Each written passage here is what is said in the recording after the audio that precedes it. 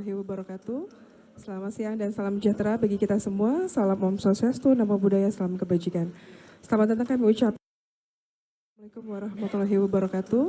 Selamat siang dan salam sejahtera bagi kita semua. Salam Om Swastiastu, Namo Buddhaya, salam kebajikan.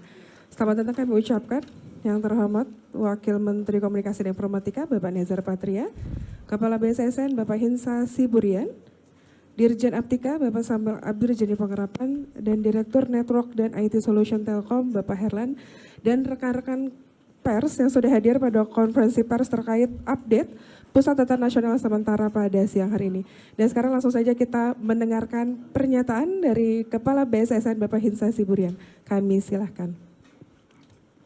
Yang saya hormati rekan-rekan media, barusan kami selesai melaksanakan rapat koordinasi dengan Bapak Menteri Keminfo beserta jajarannya, demikian juga dari Telkom, khususnya Telkom Sigma, terkait dengan insiden yang sudah kita ketahui tanggal 20 tanggal 20 Juni yang lalu, dan tentu dalam rapat koordinasi ini ada beberapa hal dan yang perlu kita sampaikan kepada masyarakat, khususnya rekan-rekan media. Pertama tentu kami ya dalam hal ini menyampaikan permohonan maaf kepada masyarakat, karena kita ketahui bahwa kemarin itu terganggu masyarakat, terutama kaitannya dengan imigrasi ya.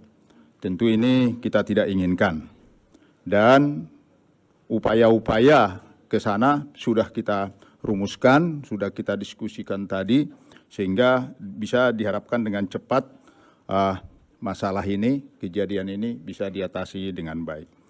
Rekan-rekan yang saya hormati, BSSN telah tentunya begitu ada kejadian ketika itu, kita berkoordinasi, dan pada tanggal 20 itu sendiri, tim siaga BSSN yang ada di Ragunan langsung kita berangkatkan ke Surabaya, ya, untuk membantu teman-teman dari Keminfo maupun dari Telkom Sigma yang di mana mereka mengelola pusat data sementara.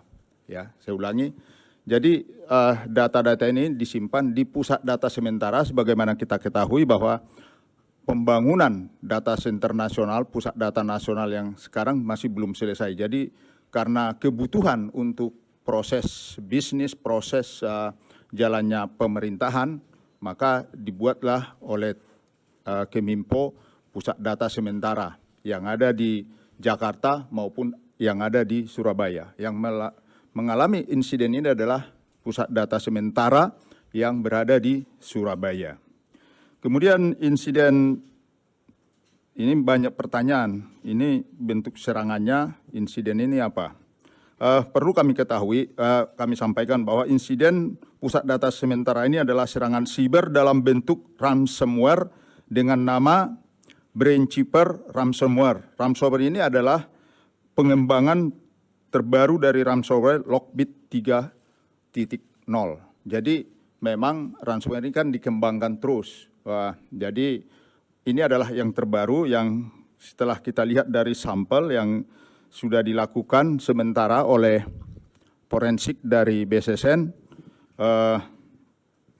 tentu ini perlu kita ketahui supaya bisa mengantisipasi di tempat kejadian yang lain, dan ini segera kita sampaikan juga kepada instansi ataupun teman-teman yang lain, dan sekaligus sebagai lesson learned untuk kita untuk memitigasi kemungkinan bisa terjadi. Jadi ini pentingnya. Jadi ini sedang berproses, tapi kita sudah mengetahui jenis serangan ini.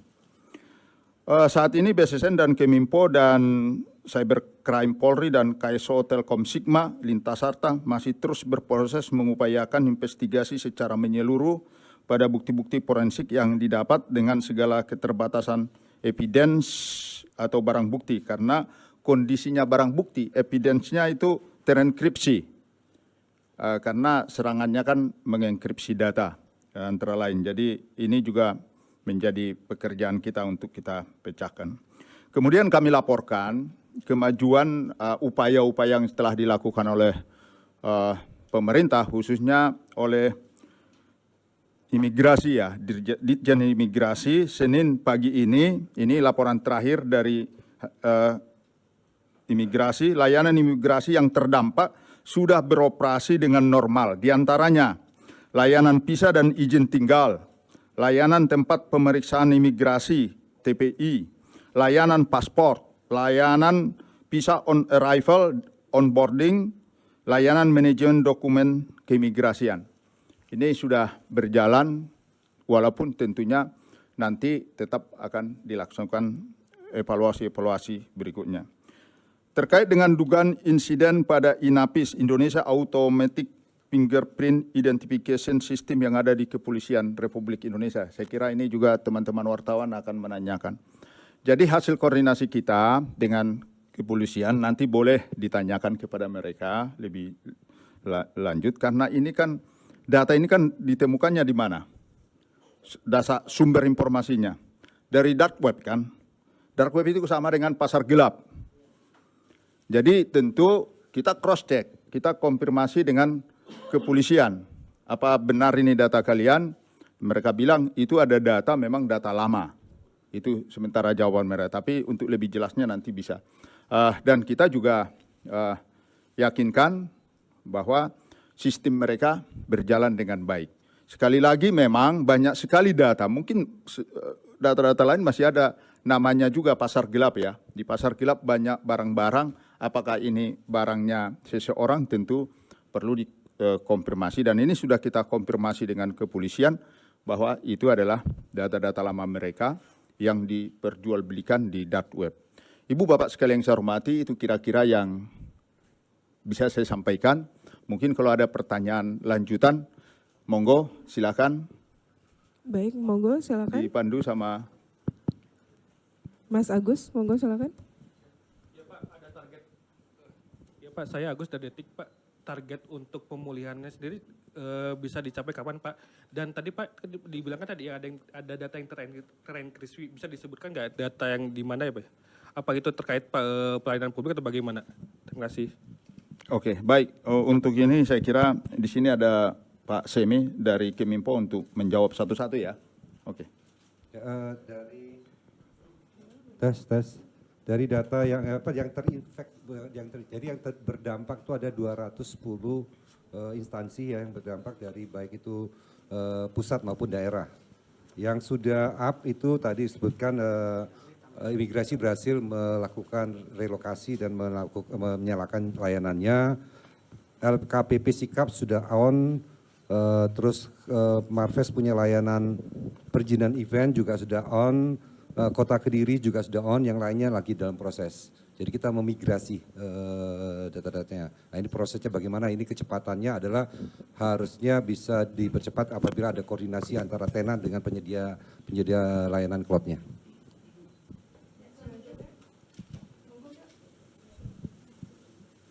Selamat siang Pak, saya Ella dari Kontan.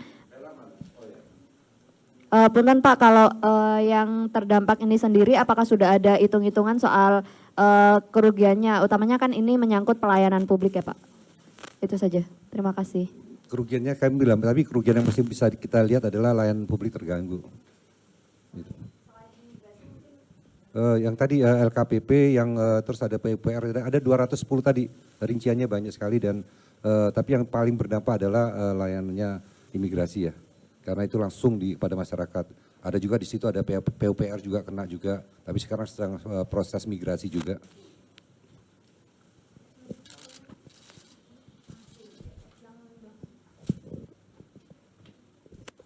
Pak izin Pak, saya Rahmadi dari Kumparan Pak. Untuk si pelaku yang melakukan serangan cyber ini apakah sudah teridentifikasi Pak? Terus untuk si pelaku ini apakah meminta uang tebusan juga nggak Pak ke pihak Kemenkominfo Pak? Terus yang ketiga untuk jaminan keamanan data masyarakat yang ada di server PDN ini seperti apa Pak? Makasih. Nanti saya dijelaskan oleh Telkom, tapi yang pastinya mereka menyebut namanya tadi ya sudah dijelaskan Brain Chipper, itunya variannya, itu adalah varian mutasi dari Lockbit 3.0 itu. Selanjutnya tentang keamanan kita sudah berhasil melakukan karantina semua wilayah yang ada di terisolasi yang wilayah yang terjangkit. Dari tentang berapa itu mungkin dari Telkom bisa menjelaskan, silakan Pak.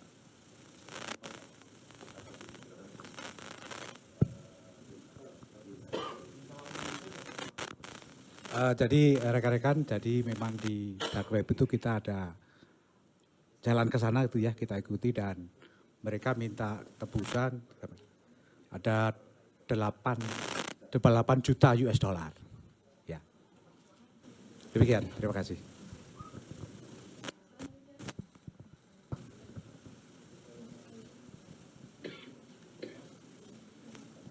Izin Pak, saya Tria dari Kompas.com. Pak, tadi disebutkan ada data yang terenskripsi, kemudian juga ada tebusan. Nah, sejauh ini sebenarnya yang menjadi kendala utama dalam proses penanganan seperti apa sih Pak? Mengingat tadi udah ada koordinasi dengan Cybercrime Polri, kemudian juga BSSN dan Kominfo. Nah, sejauh ini yang menjadi kendala utama untuk penanganan ini dari sejak awal teridentifikasi apa sih Pak yang menjadi kendala utama? Kemudian juga tadi disebutkan 8 juta itu untuk membuka enskripsi atau seperti apa ya Pak? Terima kasih. Jadi yang tadi sebenarnya kita waktu mengetahui adanya indikasi serangan itu tanggal 20 dini hari subuh itu ada indikasi dan kita telusurin ada beberapa layanan yang mulai down, kita telusuri baru kita temukan.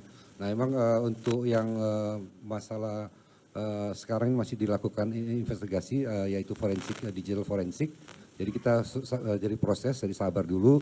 Jadi kendala ya karena ini namanya juga varian baru ya. Kita juga berkoordinasi dengan berbagai organisasi yang juga baik dalam maupun luar negeri ya mengenai serangan ransomware ini ya. Itu jadi saat ini belum bisa ditemukan maksudnya belum bisa dijabarkan lebih detail lagi.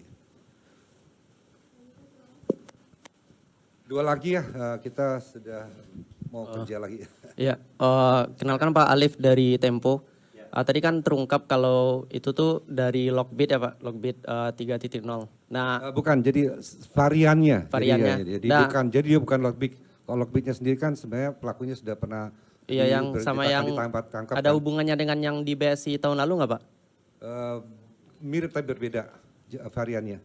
Tapi kita belum bisa menyatakan di sini karena hasil forensik belum selesai. Oh gitu, oke.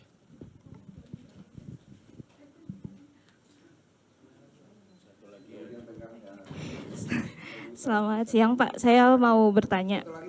Iya, tadi dimention soal kebocoran di Inavis ya Pak, Polri. Ini tuh ada hubungannya juga dengan serangan siber yang ada di PDNS apa enggak Pak? Soalnya kan ininya berdekatan kejadiannya. Jadi intinya kan tadi itu kan isunya kan gitu.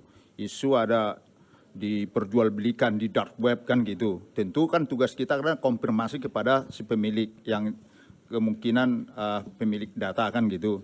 Nah, jawaban dari kepolisian, oh kami tidak ada kebocoran. Itu mungkin data-data lama. Jadi tidak ada juga kaitannya dengan kejadian ini.